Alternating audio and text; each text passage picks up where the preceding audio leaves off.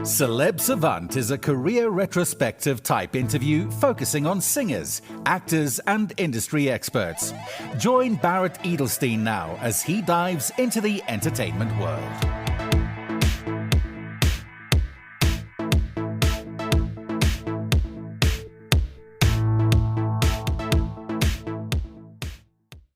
ThugGuru is a South African masked trap artist. His first single, Slide to the Crib, was released in 2023.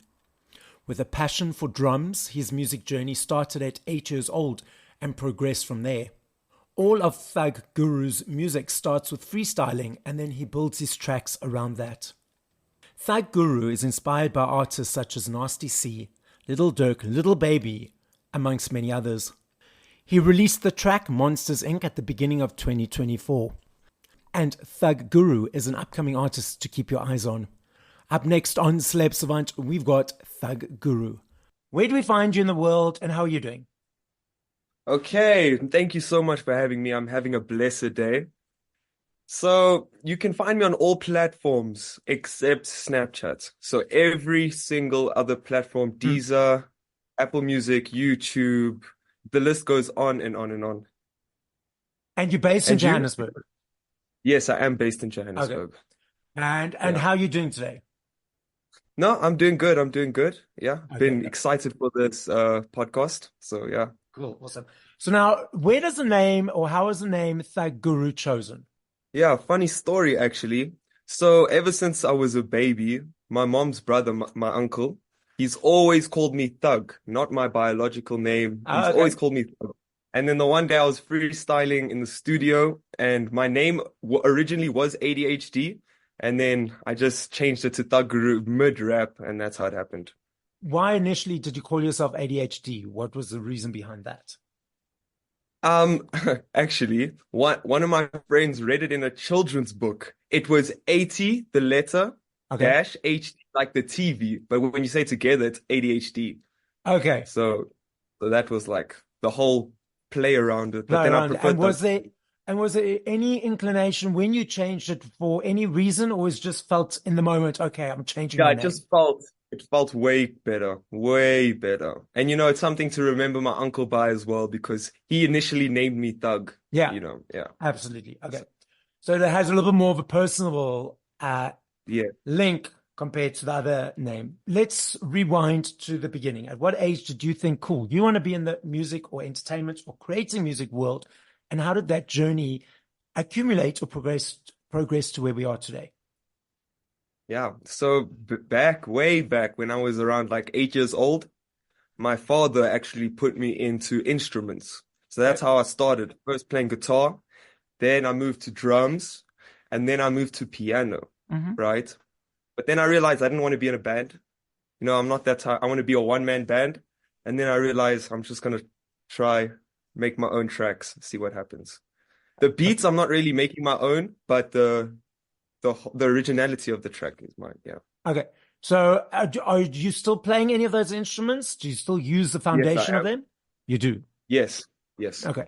Oh, no, I'm saying it's going to come in clutch for a Lacquer Live performance one day. So, okay. Yeah. And when you're recording yourself, do you actually play any of the instruments or not? No, so the beat at the moment that I record on top of, I find it on YouTube. I still need to find someone that's going to make that, because I don't know the fundamentals. It's very easy to make instruments, but to make a beat is a whole different story. So I'm getting my beats ready off YouTube, but I need to find someone that's making trap beats. Is it from songs that are already on YouTube, or sort of library music that's on YouTube? Oh, it's just the instruments. So it's the beat. It's just the beat. And then you would have to go buy the beat yourself. Yes. Off the beat store that they have, and then you can only use it for profit. Do they have that on YouTube? I didn't ever realize they had such a thing on YouTube. Crazy. Oh, also that's only interesting. recently found out. Oh, wow. So that's fascinating. Okay, cool.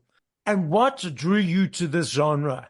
What was the growing up with it, or what was it? No, I didn't grow up with this music. I grew up with my dad's old school, old school bangers every day. He was playing an old school track. But then, of course, when I got older, I got my own social media. I started getting attracted to different things. So the new music with the new effects and the autotune, and that really caught my attention. Really, really caught my attention. So that's what made me even more excited to do the music that I'm doing now. So I find this fascinating, especially in your genre, in your world. From 0 to 3 to 4 minutes in creating a track or a song. Is it easy every time? What invigorates it? What motivates it? Is it do you just freestyle and then something pops out? And then how do you remember that freestyle to create a song? Let's unpack your creative brain. Okay, so this is interesting. I definitely do it different to most people. So my key is freestyling. Before I used to write music, I used to just freestyle with my friends wherever I go, put on a beat, freestyle, whatever. So how I write my tracks is I would just have record going constantly and have the beat on repeat, and then I would freestyle. It would normally, I'd be able to catch the flow that I want to use for that part. And then sometimes I'd say lyrics. It's just depending on how I'm feeling, what lyrics are coming out my mouth. But sometimes it works so fluently that I don't really need to write down. If I do get a bit stuck, then I will take the freestyle that I like, I'll write it down and then build over that. Okay. And then build over. Yeah. So I like what you said just now, and I'm just putting this out there that helping you with a new song, beat on repeat. That sounds like a cool name for a song. I'm just saying. That does sound actually pretty fire.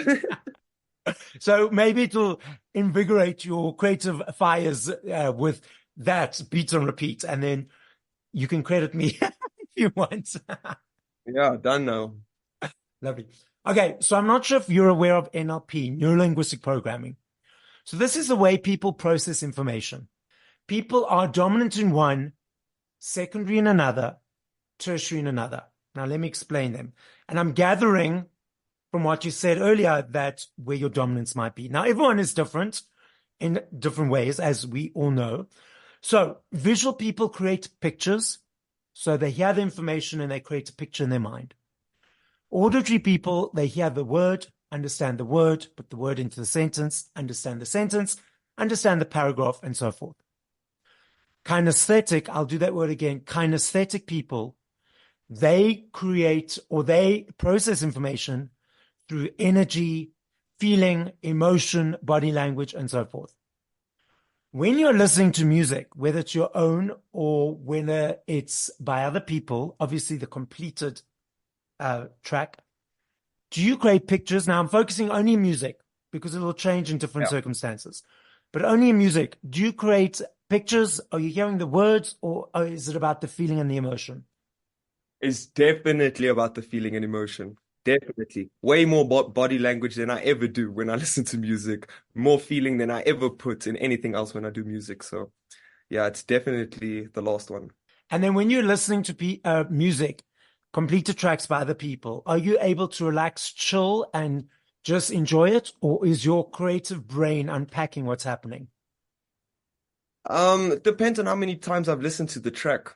Okay. If it's a new track that I've recently found, I'll take it in. But if it's a track that I know very well, I'm rapping to that, or I'm singing to that, and I'm dancing and what. Okay. Yeah. But it's not necessarily unpacking it as in dissecting it. It's more enjoyment of the universal track. I've listened to so much music that I'm sure I can do both. Okay. I literally unpack it. Okay. Like I decipher the track. What are they talking about? The bars, the double meanings behind it. Okay. That's my favorite part. Yeah. Okay. Tell us about the new single that you just released. Ooh, it actually just dropped. Exactly. It just dropped. So yeah, it's called Monsters Inc. It's not really as deep as the last track I released. This one's more for the bros, switching up the flow, letting things go, and maybe getting ourselves into a little bit of trouble. Just enjoying the situation. Tell us what's on the horizon. What's next? Short term, long term. I know we can't really predict the future, but what are the goals? So I've been doing quite a few live performances. I think the main goal for that would be to perform in front of bigger crowds. Also to perform in front of my target market, because right now I'm trying to perform at bikers clubs and wherever I can. Of course, not everyone's going to like my music because they're also old school. So to find my target market, perform in way, way bigger audiences and release more tracks, hey? Do more content, more social media, just the basics. And what do you enjoy about performing live? The effects, the way it sounds. You can make it because to use everyone, you know how good you have to be to use your raw voice. So if you've really mastered the effects and that you can make it sound like a whole different, like a place that nobody's been, almost sounds unreal. So taking the track and layer it in different ways that it's a whole journey and experience for the audience. Yes. Taking some souls is what I like to say. Let's go take some souls. What do you mean take by souls? Elaborate. Like in the moment, they feel they love what's going on, and Okay. it's like taking their souls. Okay, Spiritually, they with you. Yeah. On the same page. Yeah. Okay, but I've got a point of discussion around this. So, and obviously, doesn't matter size or venue. I'm always that person right up in front, enjoying jamming, etc., etc. I will take my phone out, maybe for one or two photos, one or two videos, and I put it away. But I find the people around me, majority of the time, have their video or phone out, tweeting, posting, videoing, doing whatever they're doing for a lot of period of time. As a person on the receiving end of that, do you not feel that takes away from them being in the moment? Or it's just where society is? I have seen that question spread around the internet, especially New Year's just passed. And then when everyone's counting down, it's just 100 phones recording. Yeah. So I guess it depends on the moment, right? It really depends on what you're doing in the moment. Like if you're on a date, you wouldn't be posting as much. But like if you're at a concert and you want to brag, you want to show people where you are, you can record. I think it's not really taking away from the moment. Just don't be doing it the whole time. But yeah, I agree with you. But from you on the stage, observing a bunch of phones, does that disconnect with you from the audience and the energy, or it's just part of the atmosphere? I think it's part of the atmosphere. Definitely makes you a bit more stressful because now they can re-watch that video and watch every move that you're making.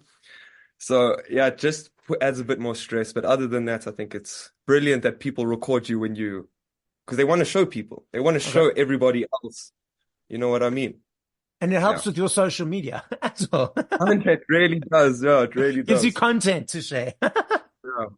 Yeah, true. And now, are the songs that you're creating going to accumulate to a body of work of an album? I think so. Hey, I really do think so. I do have a lot of track singles that I'm gonna release before I drop an album, but there will be an album coming up very soon. Very soon, I mean like months. So not that, but like the singles will build up first. Okay. So I'm just gonna release it single, wait a bit, single, wait a bit, single. See if it attracts a lot of people, and then we'll see from there. Not if, when. When, serious. Exactly. When. Exactly. Cut that out. Okay. Cut that So out. I love me a CD. I still budget for my CDs.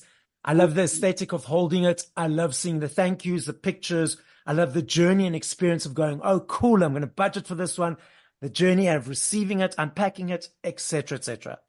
I'm not sure if you're aware that CDs, vinyls, and cassettes are making a massive comeback. Last year alone in the UK, there was 5.9 million vinyls sold, the biggest since 1990. CDs on the trajectory of increase, no longer decrease, same as cassettes. But we've got these digital platforms whereby people consume music. What is your observation of both, actually? I knew cassettes were coming back in, but I didn't know the DVDs and all of that were coming back in as well. Yeah, That's the pretty CDs. Yeah. crazy. Yeah. For me, I'm only digital. Like my manager and all the elderly people that I know are also stuck on CDs. What? So I'm probably going to have to look into that actually, And getting hard copies. You actually definitely need to look at it because it's not the older people that are buying now. It's all the teenagers, the late teens and the early 20s that are going back to the physical. That's what the research is showing. That is crazy. Yeah. So it's definitely, they'll be in your target market. So when you're massive, putting it out there, and you got your audience, they'll be the ones that you'll be targeting. So definitely, yes. No, that's a fire idea. Thank you. That's a fire idea. Okay, so I love this game. I know if I had to ask you this question in 2 hours, 2 years, 2 minutes, 5 minutes, I know your answer will be different every time because there are millions of them. I understand that and I recognize that. If you had to push play to 5 songs by other artists once we finish this conversation, what would those 5 songs be and by whom? You know, I'm gonna have to look, right? Because I'm so bad with names. Can I just check on my phone quick? That's okay. First 5 that come to make an appearance. 5, hey? Yes, 5 is a lot. Okay, so the one would definitely be by Friday. He's an international artist. I just need to see the name of the track. I'm so bad with, I know like so many songs, but to get the names is so difficult. If you're struggling with this name of the song, you can just name 5 artists. It's also okay. Okay, yeah, that will be way easier. Okay, let's do Friday, 5 artists. Forever Friday, Little Baby, Little Dirk. Those are very 2 basic ones, but they play a big part. Yo, their music is brilliant. Yeah. More vocal effects, I would say The Prince of New York. Mm-hmm. That's like the style of music that I would like to go into. Okay. And J.I., The Prince of New York. And then I would say St. John. Okay, awesome. Nice mix. Nice. Some couple to add to my list.